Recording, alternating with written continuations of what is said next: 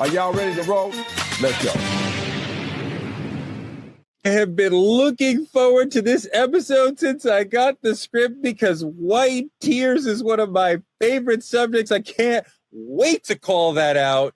Let me bring in three of my favorite people to run through this. Dr. Bryant is here. Welcome. What's up, Dog Squad, Truth Tellers? Yeah, we're talking about white tears, the Karens, and we're talking about black tears, the strength in black women, and how our tears aren't always coming from our eyes. They might be coming in different ways that people don't understand. And so can't wait to get into that because this hits home for me. Indeed. Somebody who never cries, Dimitri Wiley. Cry all the time. What? Do you know me? No. When was the last time you cried? Huh? When was the last time you cried?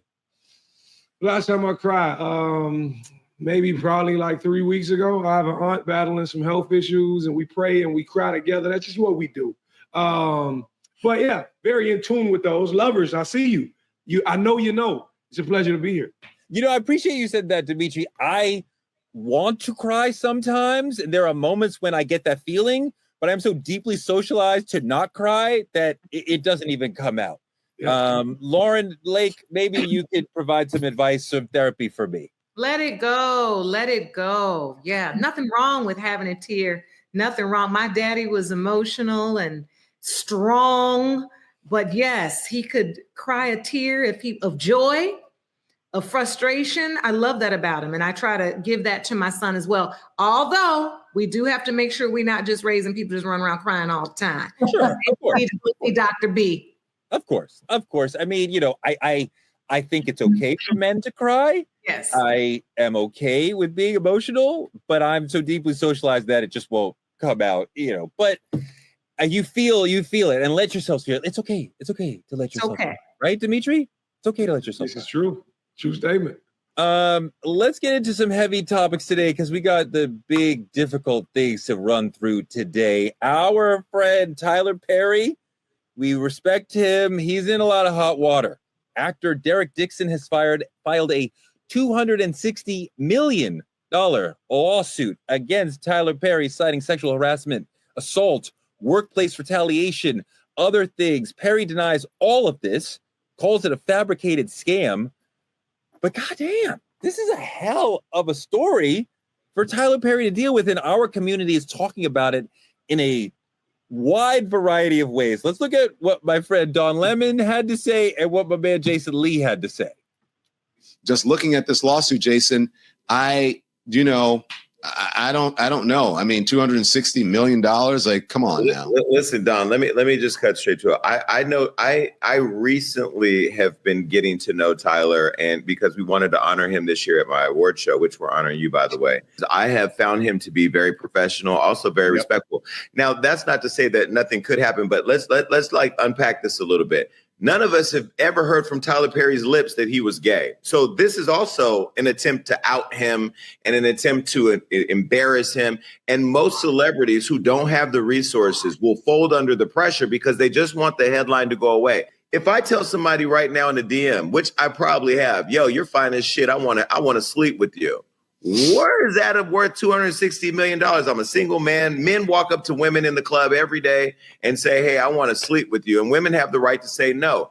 In this case, those text messages don't say no. And it don't say that he's done anything to go beyond the scope of being interested in another person. So I'm confused.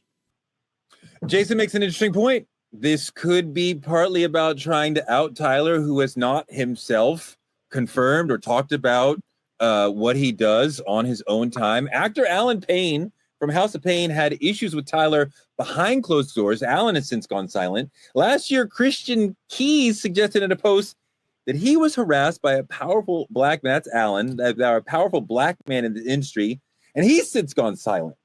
Let's listen to Christian Keys and take a look and notice there's definitely a lot of pain in his voice. I was the one that was sexually harassed for years, bullied, intimidated, and sexually harassed for years.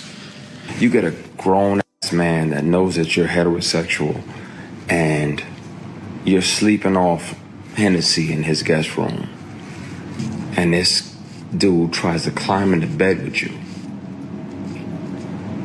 So you spaz out, push him out, like, what the fuck? Get ready to leave. He apologizes, blame it on the alcohol. And you try to forgive him. So you're like, all right, man. All right, I'm gone. You shake his hand on the way out, and he tries to grab your penis. So if people don't believe me, they can hear him in his voice. I can press play and you can hear the person and you'll know immediately who the person is that's offering me $100,000 to strip. Doc, some very heavy things being alleged here by multiple men, and a lot of people right away would go, how come it's all men and there's no women? The only thing I see being legally wrong here would be if this man was an employee for Tyler, which you said he was working on one of his movies, right? So to me, that would be where it's off, it's wrong, it's legally, obviously, a crime. But take that out of it, based on the context of their text messages. It was just what my guy Jason Lee said. It was two men who were indirectly playing and flirting, and Tyler was just texting, kind of more of temperature checking. I felt like the texts were temperature check. This is how I feel, and I don't want to, go to bed horny, and I don't like doing these things. And it wasn't even a very aggressive one. It was a temperature check to see how this guy would respond. And the guy never shut down anything and said, hey, I think you talking to me about being horny is inappropriate on the text. I mean, or, hey, maybe this isn't the conversation we should be having as doing business together. And I know some people think it's not a grown adult accountability to pivot someone and to check them in their tracks. I believe, because I've done it many times, where I'm having a conversation with a gentleman, and he may take the conversation via text or Zoom or telephonically to another place where we're not talking about what we're talking about. And I have said clearly, listen, we'd love to continue this conversation as long as it's going to be business. But if it ends up being something else, you're overstepping my boundaries and it is inappropriate. So either I'm going to end the conversation, or we just can't do business together, or we have to get back on topic. There's nothing wrong with pivoting and setting strong boundaries so people understand that. I'm speaking about not the Christian guy, the first one, Derek. Yeah, I just don't understand how you can say telephonically, but you can't say genre. It's just Lauren. That is just blowing. I don't understand. It's not genre. I love you. It's not genre. It's genre. But telephonically just rolls right off the tongue without a problem. Nope. Yeah, because you know why? Because I do virtual telephonic and virtual sessions every day when I'm in my private practice. So it's easy for me. Within a specific genre. But listen, don't worry about how I say things. Let's get back on topic, okay? People get my message. They don't have to get my words. That's what it's about. Not about looking or sounding good. It's about having a message that's impactful. My message is impactful. My point is, besides them being employees and working together, that's the only place I can see Tyler making a bad move, what could be a crime. But I feel like it is very, very natural and okay, regardless of whatever his preference is, if he finds someone attractive, it's not your employee or not a minor, for you to say, hey, bro, I find you attractive. I'm in the bed horny. I feel a certain way. I think the situation is a little bigger than you're making. I want to bring in Gerald Griggs, attorney, NAACP president in Georgia, friend of the show. Gerald, are you hearing crimes here? So I got a chance to go through the entire complaint, and there are a lot of salacious details in the complaint, some allegations of assault, physical assault at his Douglasville home. So it's a bit more than what's in the text messages. I mean, at one point he says he physically assaulted him by grabbing his buttocks and stripping his clothes off of him. So there's more there, but we have to be clear that these are mere allegations that are made in a legal filing. And there has not been any contact to law enforcement to verify any of the claims. But from what I read, it's very disturbing. But again, we have to remember $260 million is the opening offer in this lawsuit. And so it seems as though this is an attempt to recoup damages and not to seek criminal prosecution. Lauren, what do you think about this proceeding? I think I'm disappointed. I think that Tyler, with his level of success and just his level of operation, I mean, he runs this was a former Army base size operation, right? These are things that your lawyers, your HR, I mean, these are just elementary things. I don't know if there's anything behind it. But if I'm being very honest, as an attorney, I don't even like the text exchange. I don't like the dynamic of the text exchange. I don't think that that is appropriate between an employee and an employer, because it too easily can be misconstrued or manipulated to advantage, right? You know, a lot of people are saying this guy is just shaking him down. He's a manipulator. And so then you have to ask yourself, well, can a manipulator be manipulated? Follow me here. It is possible for a manipulator to then to be manipulated. And it's also important to note that some manipulation isn't illegal and some manipulation is. And when you are an employer and you have an employee and you start talking about little sexual nuances, as Doc said, to test the waters, where are we at with this, revealing perhaps, and look, all of this is alleged in a complaint, you know, in the civil suit, as Gerald has said. But if these things are true, these kind of conversations are not what you need to be having with an employee on any level, because it sets already an uncomfortability that the employee doesn't really know, how do I get around and still keep my job? What if I don't want to talk about it anymore? How do I tell my boss I don't want to talk about it? Okay, and listen, women, we've been in these situations. I know I have. When you know that a boss of yours or someone you're working for is interested in you beyond the workplace, and the way you have to maneuver, and many of us have done these maneuvers, men too. And I just think, I pray that these are not true, because I feel like this is like sexual harassment in the workplace 101. Don't do this. Don't have this kind of, who wouldn't want to date him? I mean, you know what I mean? Even gay or not gay, I mean, he could date whomever. Why have these conversations with this guy? Dimitri, you know, the sister makes a good point that this happens to men as well, which is the suit is alleging. I had a famous male boss who took a liking to me and started calling me. And there was a Sunday night, I recall, where he had me on the phone for about an hour, and there was no professional reason for us to be talking because there was a buffer between us. So I would talk to my direct. So it's just personal. And he's asking me, come over. And I'm going, no, because I don't want to do that. That's not how I get down, but also not with somebody who's my boss's boss. And it was very uncomfortable. And I really liked working there. And I wasn't really wanting to leave. And I wasn't going to get in the situation. But then you're worried about, well, I've politely said no, but is that going to have an impact or what? What do I do when I see this person in the office? And it was extremely complex and uncomfortable. Your thoughts? It would make anybody uncomfortable, and I can absolutely understand it. Just like Judge said, this is one-on-one sexual harassment in the workplace. But I think the thing about it is, where this gets complicated, this is the head of everything.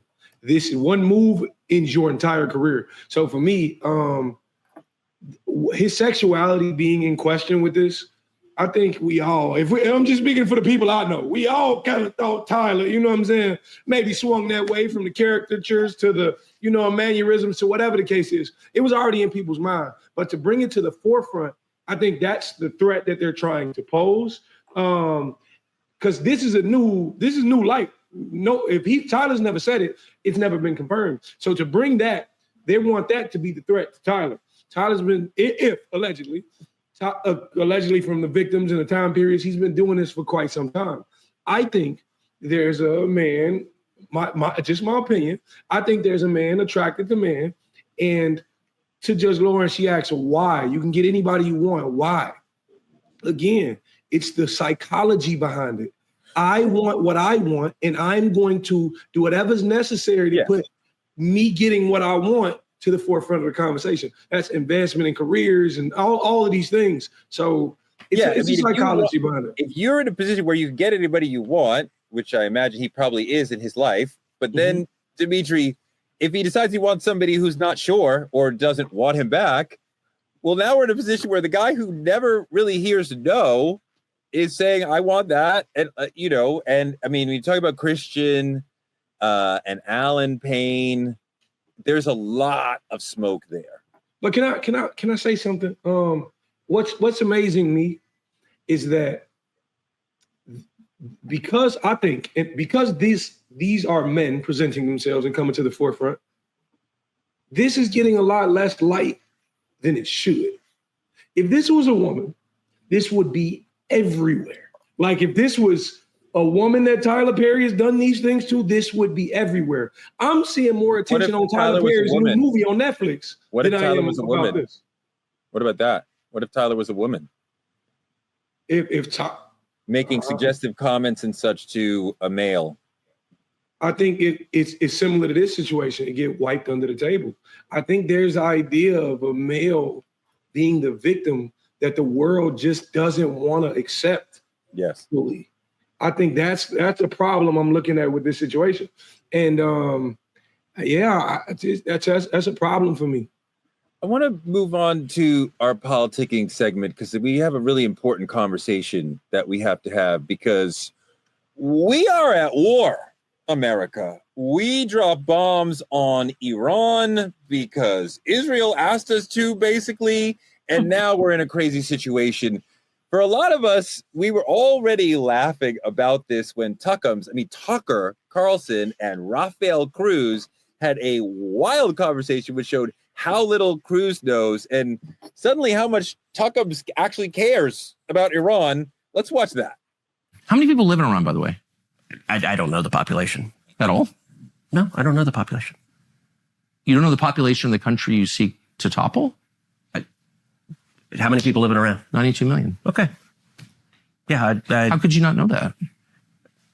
I don't sit around memorizing population tables. Well, it's kind of relevant because you're calling for the overthrow of the government. Why is it relevant whether it's 90 million or 80 million or 100 million? Why is that relevant? Because if you don't know anything about the country... I didn't say I don't know anything about Okay, what's the ethnic mix of Iran?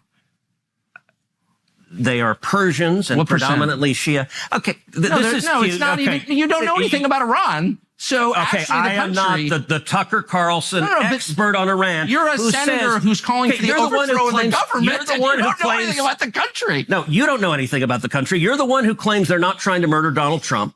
You're the one who can't figure out if it was a good idea to kill General Soleimani, and you said it was bad. You don't believe they're trying to murder Trump. Yes, I do. Because you're not calling for military strikes against them in retaliation. And if you really believe that... We're carrying out military strikes today. You said Israel was. Right, with our help.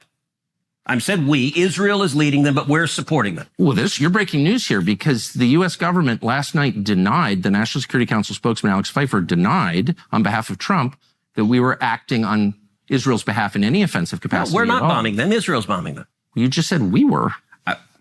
We are supporting Israel. High stakes. You're a senator. If you're saying the United States government is at war with Iran right now, people are listening. Okay, we are not bombing them. Oh, okay. Israel is bombing them. And why do you do the snide? Oh, okay. What do you mean? Because this is super high stakes stuff. This is a huge country that borders a lot of other important countries. A lot of the world's energy comes from there. So let me ask you, you don't want another disaster. You don't want to be reckless. The Ayatollah refers to Israel as the little Satan and America as the great Satan. Do you believe him when he says it's the great Satan? Do you think if the Ayatollah could murder both of us right now that he would? I do. We are currently now at war with Iran. Since that ridiculous conversation where he contradicted himself, we have bombed Iran. Now, it is critical for you guys watching this. If you want to understand what's actually going on, you cannot watch CNN and American media. You have to look at something like Al Jazeera or Truth Talks, which will tell you what's really going on over there, because you're not getting it from traditional American media. They will tell you that we have bombed multiple nuclear sites in Iran. The fact is that their nuclear sites exist inside mountains miles down beneath the surface. So whatever bomb you drop did actually nothing. Iran is working on a digital response to America, perhaps. Some people are saying that there will be a internet-based retaliation against America, and there's already operatives in America embedded here who can help with that. But even without going that far, Lauren, we have 40,000 troops in the region. We have multiple military bases in the region. All of those people and all of those bases are currently on high alert because Iran could decide to attack any of them.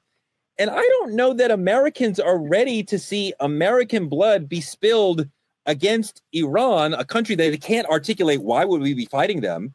And a lot of Americans are like, why are we going to war for Israel when they started this under completely illegal pretenses?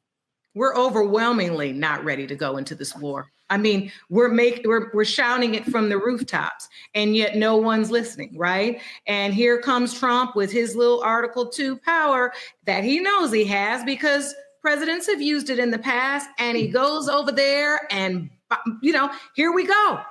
And I mean, honestly, you all, I had trouble sleeping last night. I don't know if anybody else is just, but it from a mother standpoint, right? Take lawyer hat off, take TV hat off. I'm talking about just from a mother standpoint. Like, I'm now having to start to have this conversation with my son. Like, this is where we are now. This is somewhere this could have real consequences.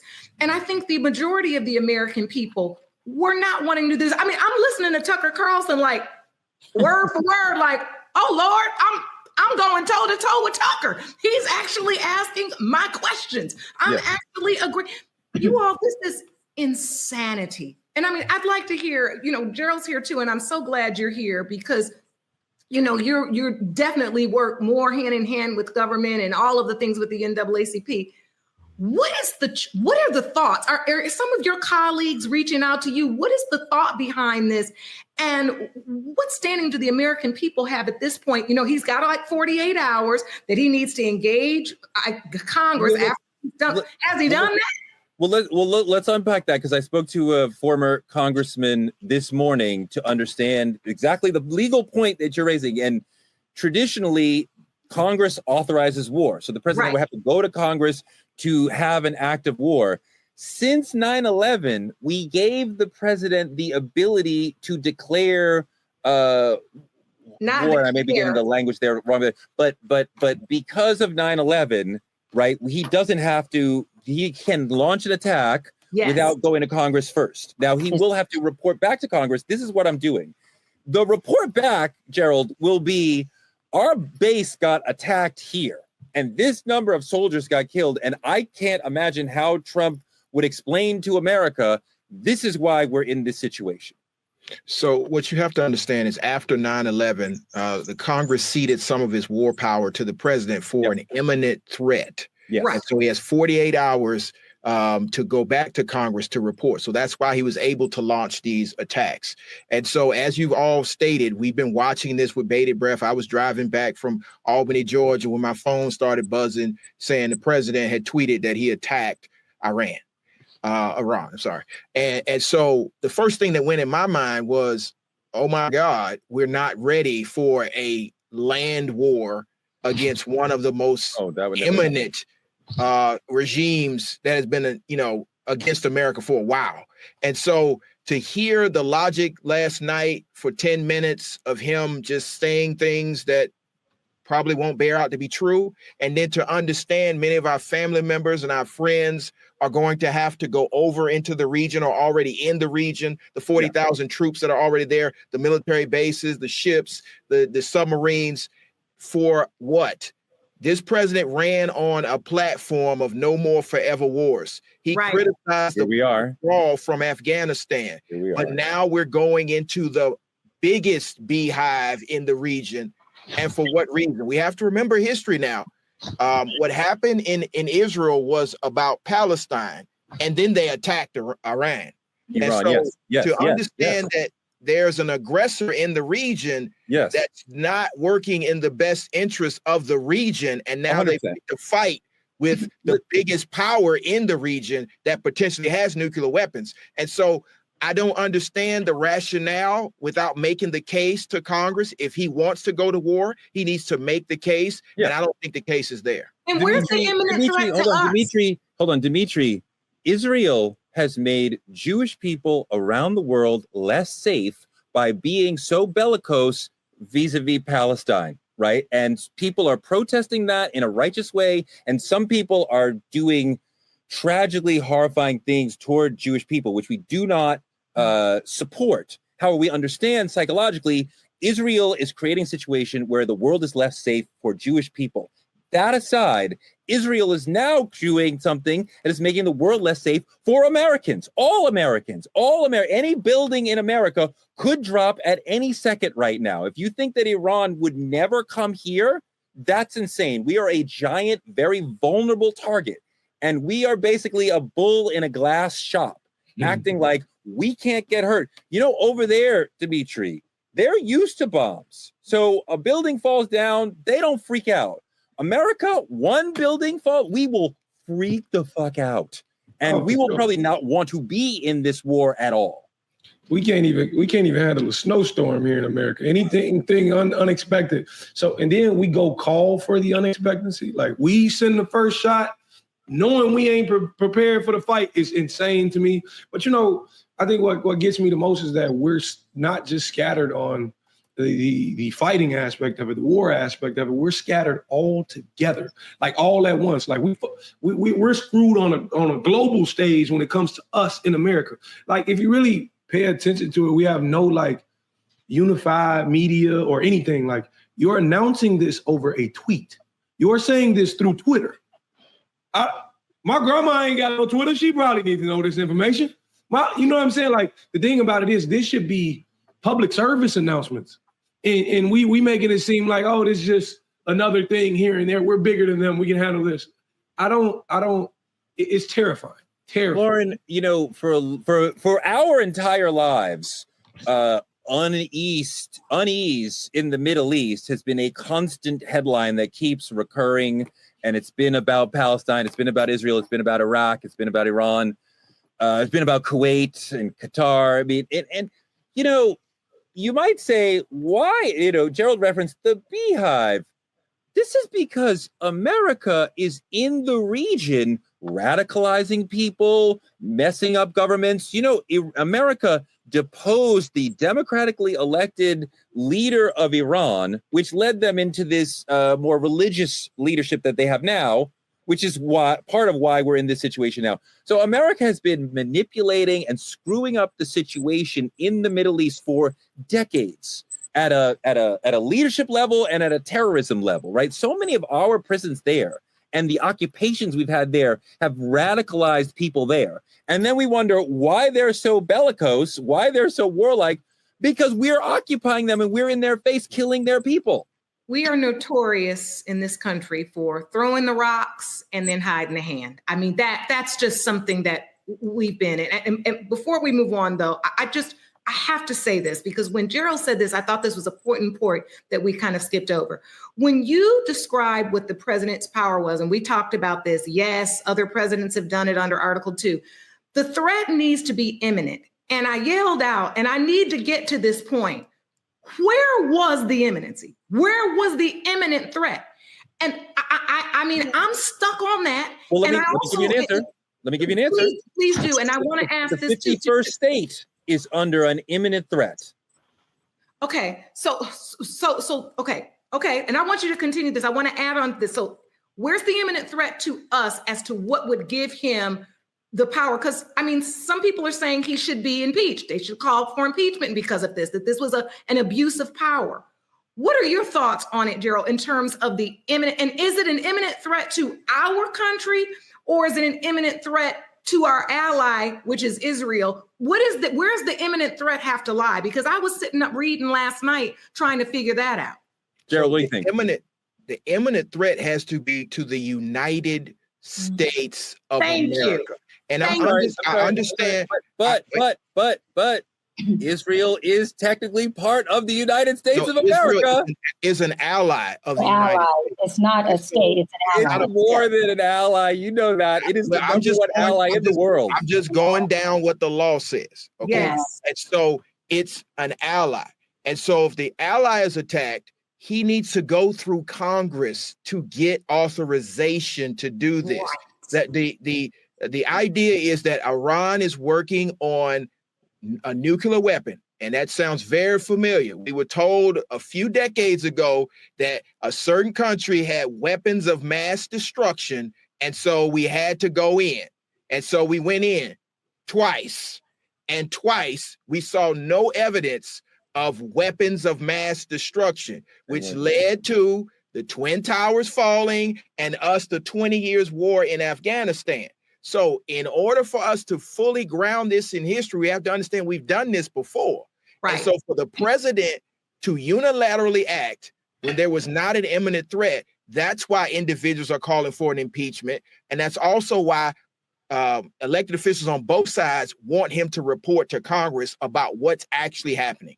Doc, I want to underline a point within this that American intelligence said in March, Iran is not close to nuclear capability. And Benjamin Netanyahu and Israel have been saying they're 2 weeks away for 20 years. This is the okie doke. This is pulling the football away. This is the lie that Israel has been using for 2 decades to get us to come to their aid against Iran. If they leave Iran alone, Iran won't attack them. The Middle East has been going through this for decades. This isn't new.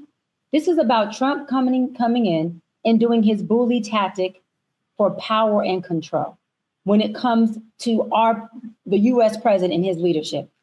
His attack on them was in direct support of Israel's strike campaign, the Operational Rising Lion, correct? That's what he did. He gave Iran 60 days to agree to this peace treaty that he's telling them they need to agree to. And Trump said, buddy, it was day 61. And since you didn't agree on my terms like I wanted, boom, I'm bombing you, or I'm going to fake bomb, whatever you want to call it.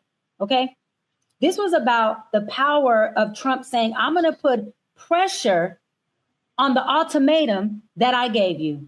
And if you're going to line up with the pressure I'm putting on you, then I'll just bomb you.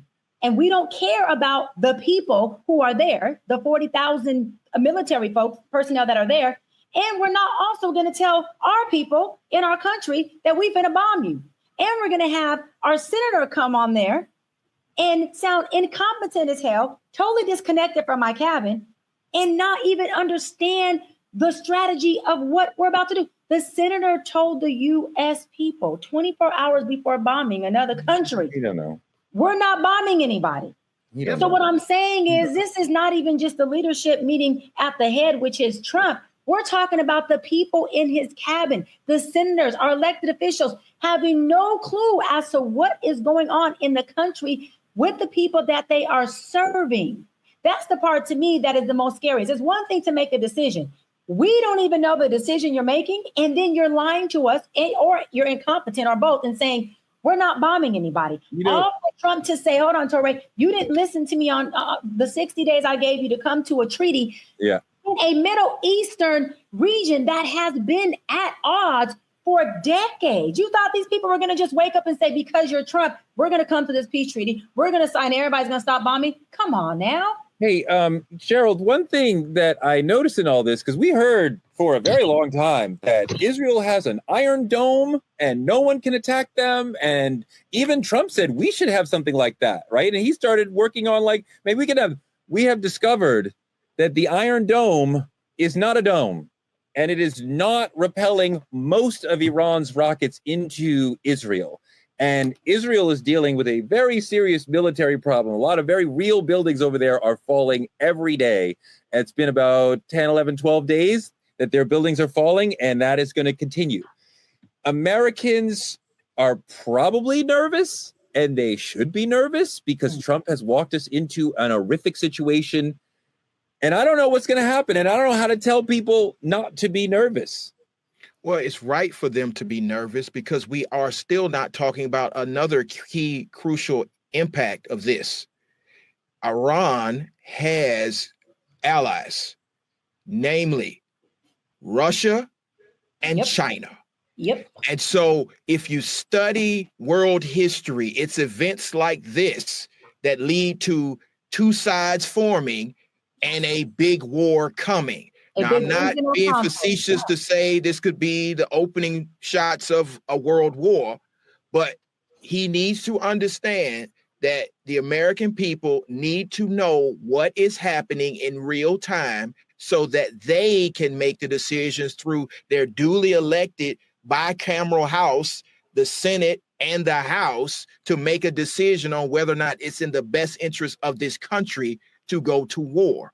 What happens with this president is whenever he's in a sticky situation, he causes something else to happen as a distraction. This was the worst possible distraction he could possibly get us involved in. I don't know if this is a distraction, brother, and I know that strategy. I know that playbook. You're 100% right that he does that a lot. I think Israel purposely dragged us into this situation. I don't think Israel attacked Iran to then give a distraction to Trump. I think Israel is dealing with their situation, their long-term genocide of the Palestinian people, and they said, well, perhaps they said, let's have a distraction because America will come to our aid. I just want to note one thing here, Dimitri, also, because Gerald makes the point that this could lead to a geopolitical chess match, a World War III. I want to go a little smaller. One thing we have seen in the last 20 years is it's very, very difficult for even a large army from America or Russia to go into a smaller country and win. It's nearly impossible. Those people have been repelled over and over and over, especially in the Middle East. So the notion of we have the most powerful army in the world, that is true. That's not going to make a damn bit of difference in Iran. Yeah, I think the thing about it is, to any war, to any regard, there's always collateral damage. You got to look at how much you're willing to lose. Even if you have the numbers and you send them in there, how many people are you losing? And I think the thing about it is all of this seems like I'm a president, I can hit a button and I can go hide in my bunker. So when they drop a bomb back, it's not really about my people. I love the idea of impeachment. Get them the fuck out of here. Because at this point, you don't care what happens. My lip a little heavy. I'm sorry about that. But you don't care what you actually lose in this regard. And for me, I think there's people out here who truly feel like powerless. There's people out here who truly feel like there's nothing that they could do. But I want to encourage people to continue having them conversations with your family, continue making them posts, informing other people of what's going on, because that's their plan. Their plan is to get us in silence, in discomfort, in defeat, and just do what they want to do and lead the blind. But you got to keep those conversations alive. You want to have those conversations. You want to understand this particular story. American news outside of Truth Talks will not be helpful to you. And I understand this as a person who married into a Lebanese/Persian family. And going over there and talking to my relatives who live in the region and hearing about Lebanon and Israel and what's going on from over there, I had an entire radicalization and a completely 180 of like understanding what's really going on and the way Israel acts in the region as opposed to the story that we get here. So if you really want to understand this, like I said, you got to look at Al Jazeera. You got to look at Middle East Monitor. You got to look at sources that are focused and centering sources in that region, because Israel is purposely preventing the truth from coming out. They say to each other in media, you're helping the enemy when you're reporting on where and how bad the attacks are. So they don't want you to know how bad it is for them. We have to go to Arab sources, to Middle Eastern sources to get the real information about what's really going on there. Doc, you want to make one more point? I just think everyone made great points. I'm just most disappointed in the fact that we as U.S. citizens cannot trust our leadership to provide us information that would allow us, at least within our household, within our communities, to prepare for whatever's coming. For me, that's the part that's scary, because it's like, to Judge Lauren's point, I remember last night, I'm going to the gym to work out, and I'm like, damn, we just bombed somebody, and I'm headed to the gym. Like, what does that mean? They didn't give us any type of, this is what this means. This is how you all can prepare in the event this happens, just so that the American people understand. These are maybe contacts or resources. I'm talking about, it felt so third world. It felt so like we had no leadership. It's been feeling like we have no leadership. And so for me, the folks that are out there who feel that, I just don't want them to feel like they are alone, or they are, ignorant in their vulnerability to this lack of leadership. Most of us are feeling that way. And most of us are living this day by day, going from, like Dimitri said, a whack ass tweet, if you even have Twitter, to get information on what's going on in our nation that we are supposed to be safe in, to watching the news that's going to give us fake news that isn't even lining up with what's really going on. And so I just think that part is really, really just a detriment to us as American citizens. It really is. you're right. And in a normal situation, the president would come out and give a speech. It could be a short speech and explain this is what we did and why. And he would say very succinctly and clearly, after we got bin Laden, President Obama came out and said, this is what happened, quickly explained it. So we get clear and concise information. You heard it from me. We did it. But of course, Trump is not doing any of that sort of due diligence whatsoever. So we have this situation where we're being misinformed by the White House, by Raphael, by American media, and we can only learn what's really going on by listening to this show or things that originate out of there. And just one more thing, Torre, with 4th of July coming up, right? I just thought, okay, so our Independence Day is coming up.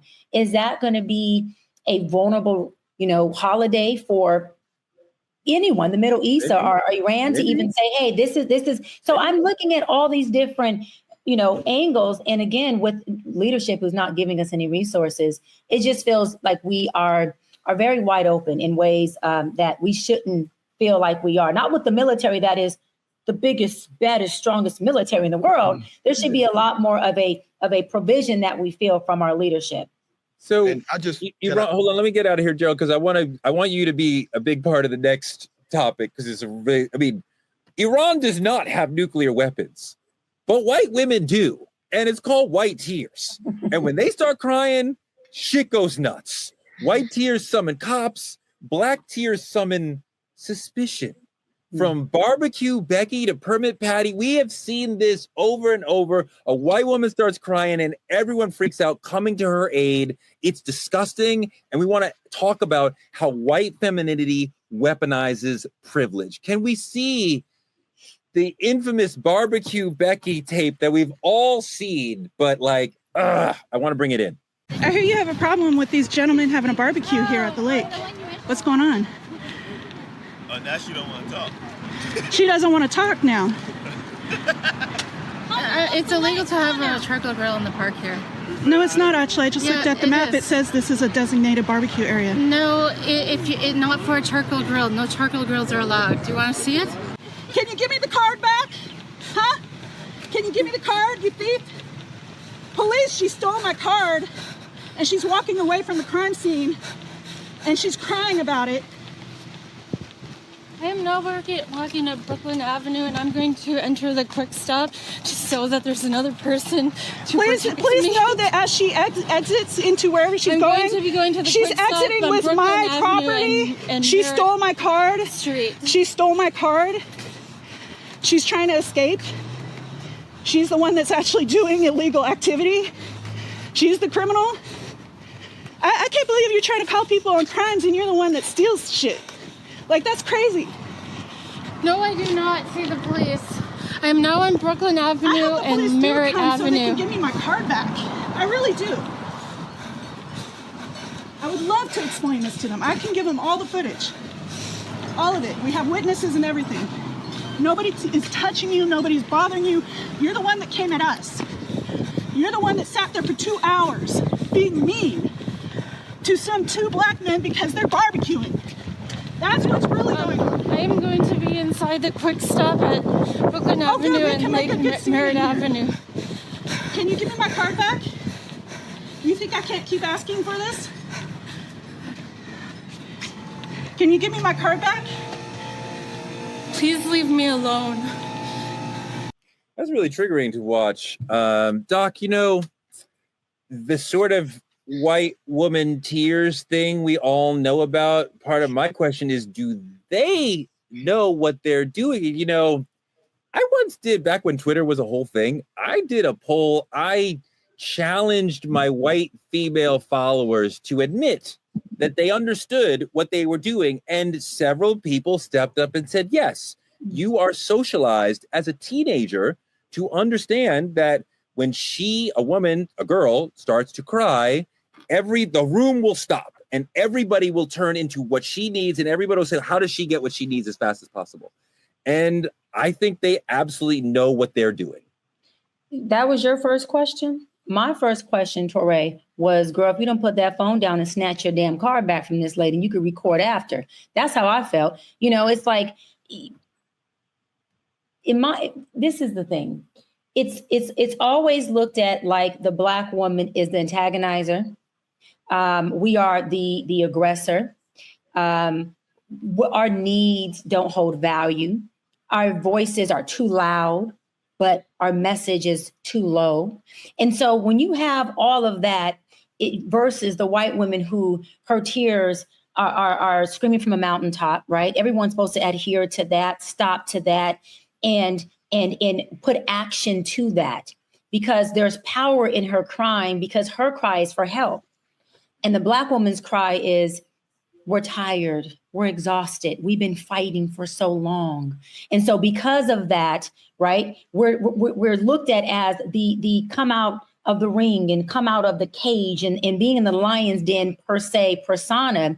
It gets the wrong connotation. And I think because of that, a lot of Black women understand that, okay, my tears need to be saved for when I no longer can take it. My tears need to be saved for that nervous breakdown. My tears need to be saved for when I have time to cry. Because if you're talking about the Black woman and putting weight and putting motherhood and wifehood and leadership and community and family and everything else on their shoulders, it's not even about can we cry, but do we have the time to cry?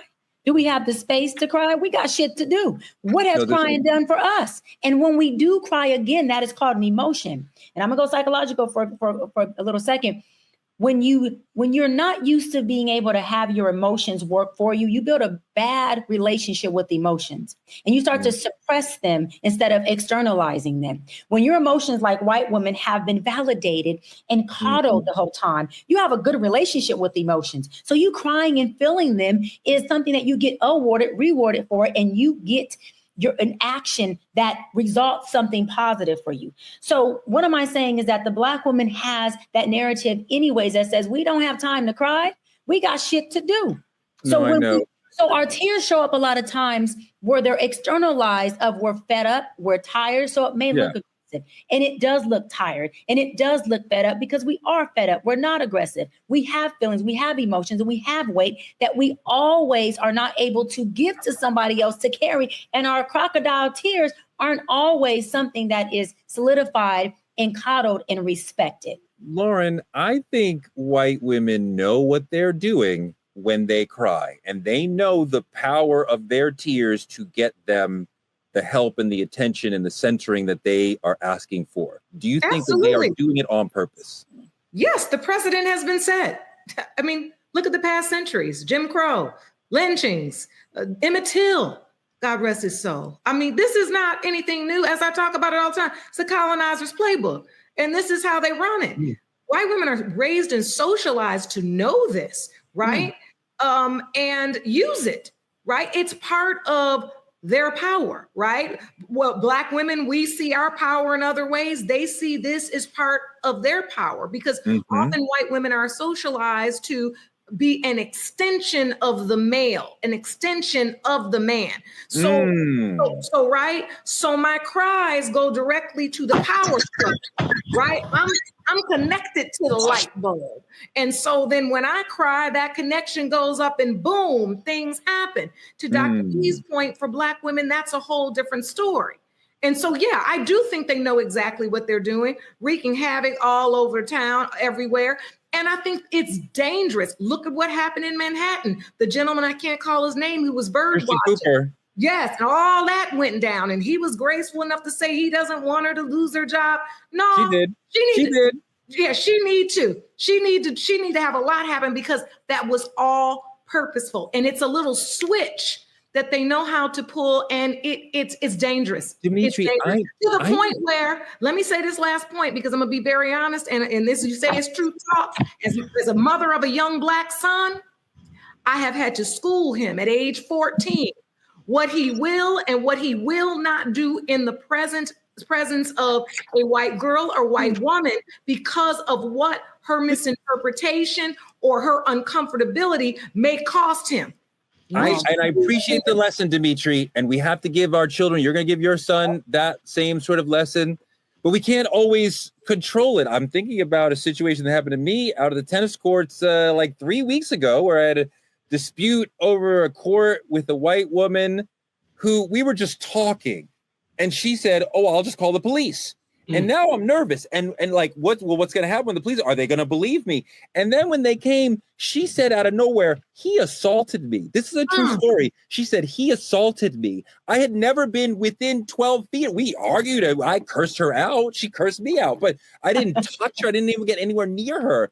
But she said that. So now I have a moment where I'm like, are the cops going to listen to her and like put me in the bracelets and then I got to figure it out later? Or like, can we work this out here and now?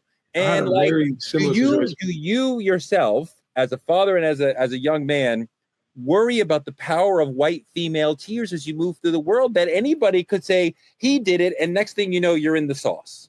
You know, I'm a yes and no, and the reason I say yes and no, because I'm going to make sure that when I'm preaching to my son, that he understands that there's power in his voice as well.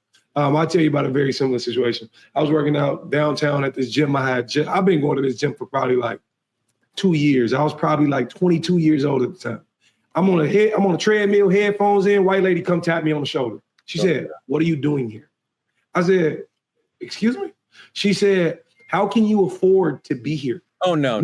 Like this. I swear, right here to God. She comes to me, "How can you afford to be here?" I say, "I pay just like everybody else." I say, "What are you asking me?" She was like, "I don't know if you've looked around, but we don't have any basketball courts or anything at this gym."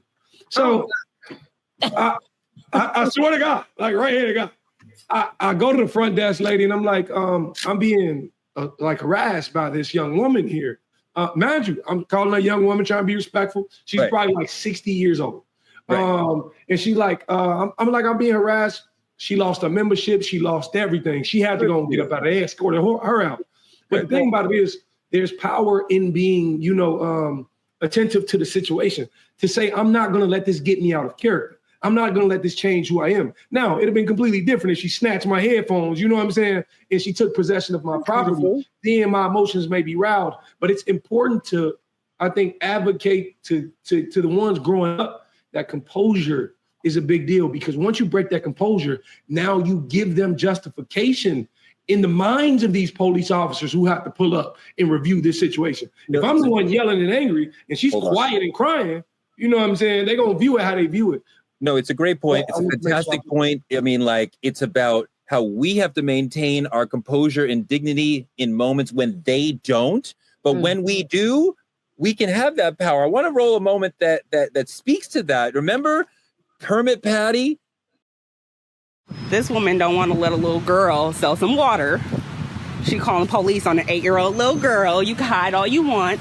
The whole world gonna see you, boo. Appearing on the Today Show, Permit Patty, whose real name is Allison Edel, says she tried to be diplomatic by politely asking the girl's mother to keep the noise down. And I said, please, I'm trying to work. You're screaming, you're yelling. And people have open windows. It's a hot day. Can you please keep it down? But mom, Erin Austin, who recorded the video, says that's not how she remembers it happening. She said, if you don't show me a permit, I'm calling the cops. Okay, call them. When she pressed 911 dial, I pulled my phone out of my pocket. Illegally selling water without a permit? What kind of monster calls the cops on a little girl? Whether she's black, brown, orange, yellow, purple. But Edel says she was actually talking with the building's security guard, not police. She says she has received thousands of hateful messages. All kinds of threats. Horrible images. I know me and Dimitri sent her some of them and she deserved all of them. But Gerald, part of the thing here too is we see them crying and that brings the world running to paying attention to them. But then black tears or black truth or black people saying, I want justice is not given the same attention. Like even like sisters crying is not responded to. Why is that? Why do we have that schism? Well, I mean, it comes back to the history of this country. And when you first started this segment, the first thing I thought about was the tears of Carolyn Bryant, which was the young lady who said that Emmett Till whistled at her and it ultimately led to his death. And so we have to understand that this country is socialized to respond to white tears with violence and to respond to black tears with acceptance or negating or pushing back. And we have to socialize our children, one, the proper response to it, but two, we have to change that paradigm and that narrative so that it doesn't happen moving forward. You know, for as an African-American male, we all know what happens if a situation like that happens. Either the police are going to be called, you know, a few decades ago, the lynch mob was going to be called because that's how the story starts. A white woman says a black man looked at her the wrong way, whistled at her the wrong way. That's instant death. Now we call the police and that's instant mass incarceration. So we just have to make sure that we understand that it is present. We have to respond to it, as Dimitri said, with that composure, but also understanding that we still now have weapons to push back, like recording, like making sure the truth is told about the encounters. Yeah, and I think we also need to make identifying our emotions a norm in our community and our culture. How often do we pay attention to our own tears? How often do we hold a safe space for each other, Black folks, male and female, to have a space to just cry, to just support each other? How often do we pick up the phone and call each other within the Black community and say, you know, hey, Judge Lauren, I just need to talk. I'm having a moment. And her hold space for me, although she does it. But how often does it happen, even between the genders, Black men and Black women? Well, a lot of times we're not supporting each other in our emotional uproars. We're not being refuge for each other. And I'm not blaming us. I'm just trying to bring it to the nucleus of how we can support each other so that emotions being identified become a healthy norm and not something that's seen as weakness or a vulnerability for us to take advantage of each other to say, oh, I see that this person has an issue. I see this person is weak because they're crying or they're in tears. No, let's be supportive of one each other. Let's go further, even in these broken families and broken homes. You know, how many times has a single mother cried? And the father of that child maybe not adhere to those tears? How many times has a father who's been a single father? Dimitri and I are very close. We've had conversation about this, where he may be very emotional behind his son and things of the matters that he's going through and wasn't always given the right support. So we have to make sure we always take it back in-house to say, let's normalize within our Black community that Black men crying is attractive. It is strong. It is vertical. It is externalizing your pain. And we support you and hold space for you. And I want to hear what you have to say. And I want to sit with you if I got to be quiet and hear you talk. Or maybe I got to give you some guidance on where to go with that pain. And Black women, you can cry as Black men. We hear your pain. We know you are right. You don't got to hold on. I want to dive into that. And we're going to argue on another show because I want to dive deep on this one. But women, Black women are not here for Black men's tears at all. And nobody is policing us to man up more than them. But I want to focus on Black women's tears because that's what we're here to talk about right now. And Lauren, when a white woman cries, right, as we've said, the world comes to take care of her. When the Black woman cries, it's not the same, right? Is she being angry? Is she dramatic?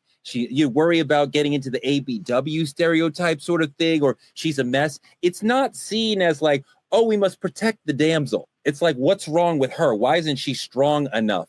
So why is it that our sisters' tears are met with suspicion and an expectation of you should be strong rather than wanting to protect her?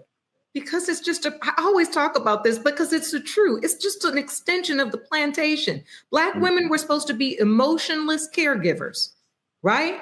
We take care of the kids. We breastfeed white babies on our breasts. We don't have nothing to say. We don't have no emotions. We keep everybody alive. We serve. We are raped. We still don't have emotion.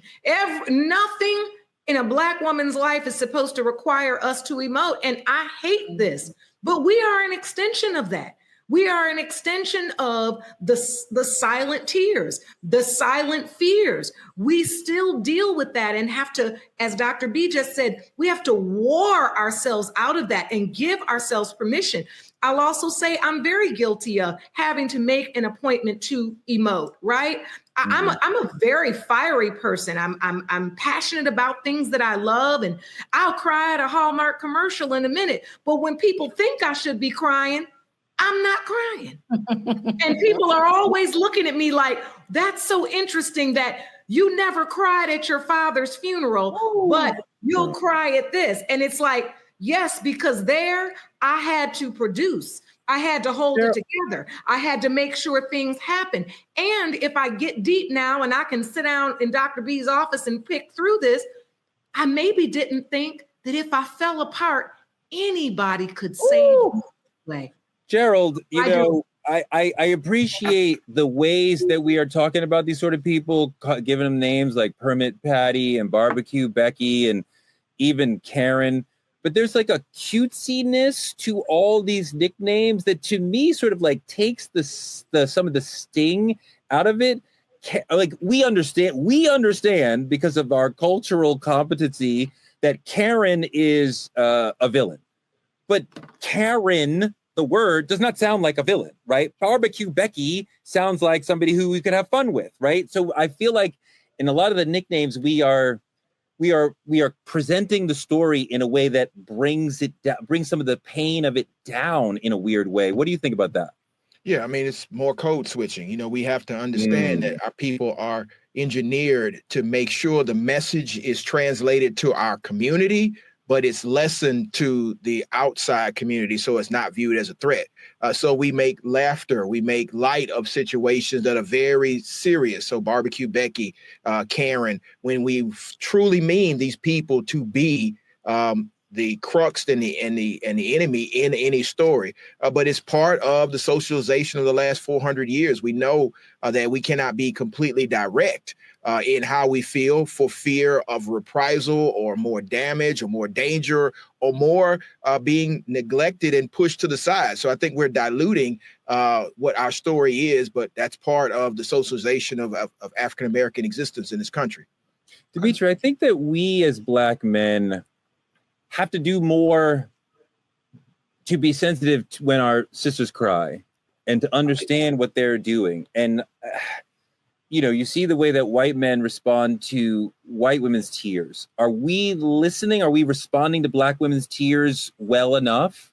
I think no. I think it's a space we need to learn to hold. And I think it's not just Black men to Black women, but I think it's Black women to Black men as well. I think we don't actually hold space for people to be not just human, but vulnerable in moments.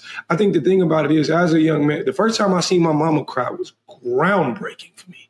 And the reason being is because when the Black woman breaks down, the system breaks down because they're the entire structure of it.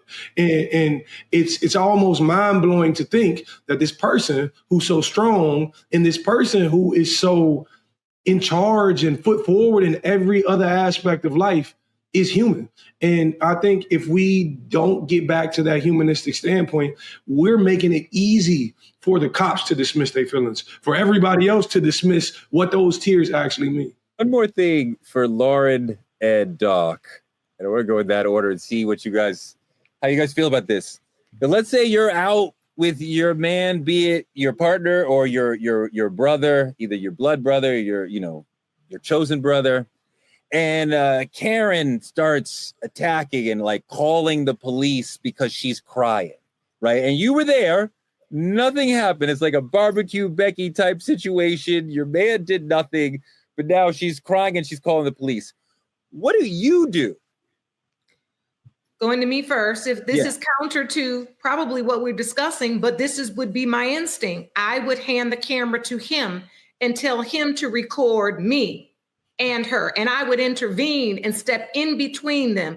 I would ask him to step back because my intuition and my instinct would be to protect him. And I know that nothing good will come from if there's any physical interaction between them, but I know I can handle it. And I know between me and her, it's a different dynamic. And that's exactly what I would do. And I would say that it bothers me to say that is my truth, but that is what it is. And I would do it time and time again, because when Dimitri made the point that when Black women cry, it's also the reciprocal thing of when Black men cry, the light bulb went out on me. And I thought, that is the thing about a Black woman. We always are understanding that we need to be reciprocal. We are never the subject alone of protection and provision. It always is. And yes, we have to do that back. But for the white woman, You never see when the white woman cries, the world rallies to protect her, but you don't hear that then go, and we've got to protect the white man's tears too. That isn't ever a part of their conversation. And so I only say that to illuminate that we are never the lone subjects of protection. And in a situation like that, my instinct would be to be my man's protector, intervene, and whatever had to happen between me and that woman. And I need him to record that. Yeah. And since you just cooked when you said when white women tears are coming down, then that ignites and activates the white man and gives her the singular attention. But when Black women have the tears, it doesn't ignite just the Black man to make it singular about us. It ignites what Torre just said, that, oh, but we cry too, and we have problems too. This is not your moment, bruh. This is about me crying right now. Let's make it about me singular. And when you're crying, we're making it about you singular. That is why I can't wait to have that conversation on this called Gender War, Torre. But let me get to answering your question.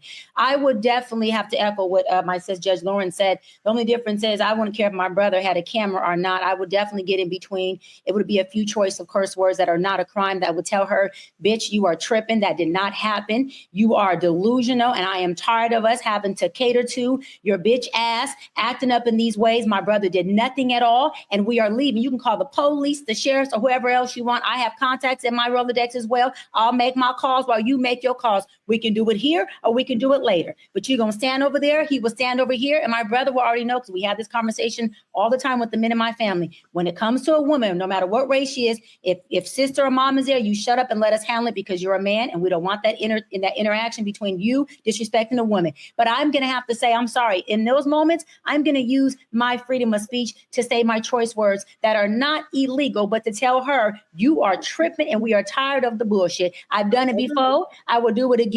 And it felt damn good to be in my emotion, identify and externalize exactly how I felt. I'm not suppressing my emotions for anybody who systemically has their own shit going on. They're trying to project onto my brother, myself, or my man. I'm not okay with that. It's a great point. But let's just touch the other side for a second, because Black women cry too. They cry differently. Sometimes the sisters cry in silence, or they don't cry at all, even though they feel it. And sometimes they're told to suck it up, right, and to minimize the discomfort of other people, including the brothers. Have you seen this in your work, and has your own fear or anxiety or pain been sort of like stuffed down or dismissed while somebody else's emotions were being prioritized? Yeah, it's happened. And it's happened to Judge Lauren's point. It's happened in relationship with a Black man where I'm trying to have my moment and he's making the moment about we both have an issue. And I understand that. But right now, can we just talk about my issue? And the positive that came out of that is that actually gave me the wisdom to learn that, wait a minute, when he's in his moment and he's having a problem, let me make sure I make it all about him. Let me magnify all of his emotions, magnify everything he's experiencing, and let me not even bring up any issue I have, because I want him to know he's fully supported. It's all about you, and we can work through your stuff without me making it about me every time you have a problem. It's very unhealthy when we do that. And I feel like it is a reciprocity thing. But I do have to say, I'm sorry, I'm going to echo it again. That is one thing I do want to shift the narrative about. When white women cry, they singularly get the help. They singularly get the activation of their white freaking man, because they're directly connected to them. When they vote, they're connected.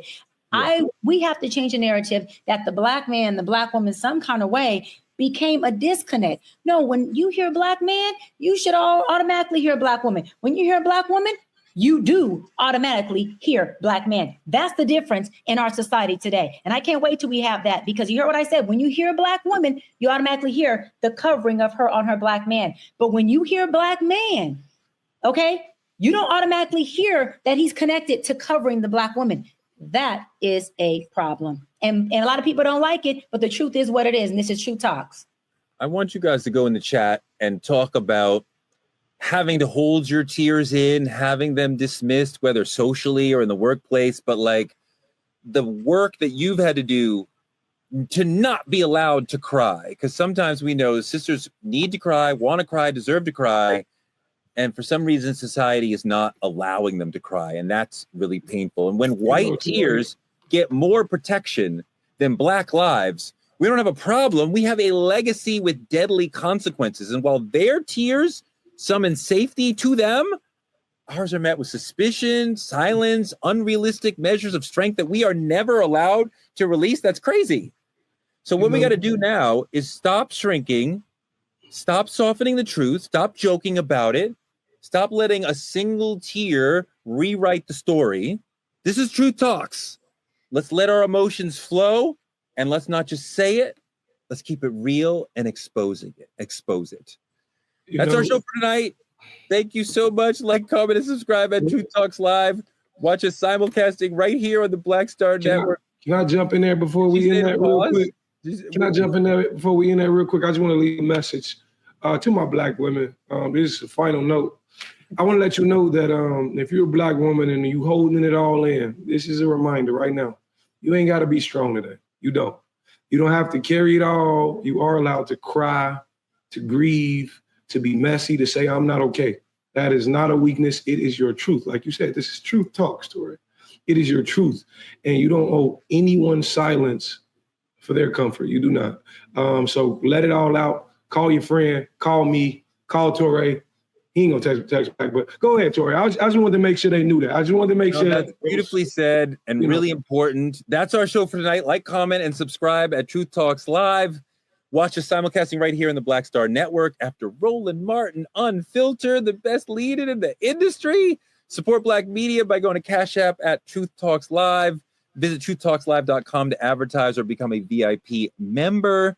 We're here every weeknight, 8 p.m. EST and 8 p.m. PST. That's in New York on the East Coast and where Dr. Bryant lives on the West Coast, 8 p.m. You can support us by advertising with Truth Talks. We reach over 10 million people with all of our social networks. So if you want to have a large, engaged Black audience, come mess with Truth Talks. Small businesses and influencers can also partner with us by visiting truthtalkslive.com.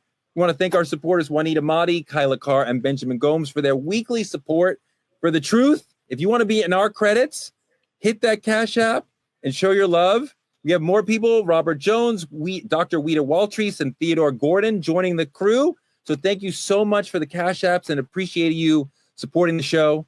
Next week, Ebony K. Williams, my friend, and Ryan Cameron will be on the show. And we will be here with you arguing and loving each other every night at 8 p.m. It's Truth Talks. We'll see you tomorrow. Good night, y'all.